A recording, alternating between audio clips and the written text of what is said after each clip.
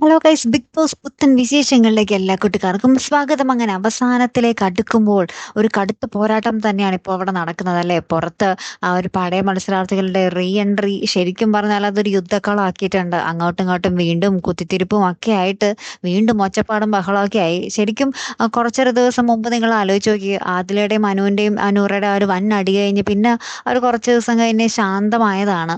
ഒന്ന് എല്ലാവരും ഭയങ്കര അടിച്ചു പൊളിച്ച് ഭയങ്കര ഹാപ്പി ആയിട്ടൊക്കെ ഇരുന്നതാണ്. അപ്പോഴാണ് ദേ ഈ കുത്തിത്തിരിപ്പുകളുടെയൊക്കെ വരവ്. പിന്നെയും സമാധാനം പോയ ഒരവസ്ഥയിലോട്ട് മാറി നമ്മുടെ വീട് അല്ലേ കൂട്ടുകാരെ.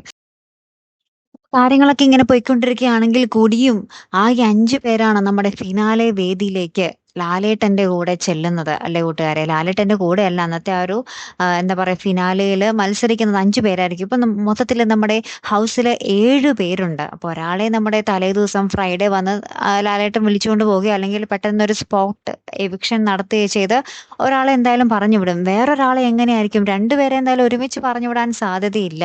അപ്പോൾ മിക്കവാറും ഒരു പണപ്പെട്ടിയും കൂടെ വരാൻ സാധ്യതയുണ്ട് കൂട്ടുകാരെ. നിങ്ങൾ ഓർത്തു വെച്ചോ. ഒരു പണപ്പെട്ടി വന്ന് ഒരാൾക്ക് അത് എടുത്തിട്ട് പോകാനുള്ള ഒരു സാധ്യതയുണ്ടാവും. പിന്നീട് ഒരാളെ എവിക്റ്റ് ചെയ്യുകയും ചെയ്യും, ഒരു സ്പോട്ട് എവിക്ഷൻ നടത്തുകയും ചെയ്യും. എന്നിട്ടായിരിക്കും ശനിയാഴ്ച അല്ലെങ്കിൽ ഞായറാഴ്ച നമ്മുടെ 5 പേരുമായിട്ട് നമ്മുടെ ലാലേട്ടൻ ആ ഒരു ഫിനാലെ വേദി പങ്കുവയ്ക്കാൻ പോകുന്നത്.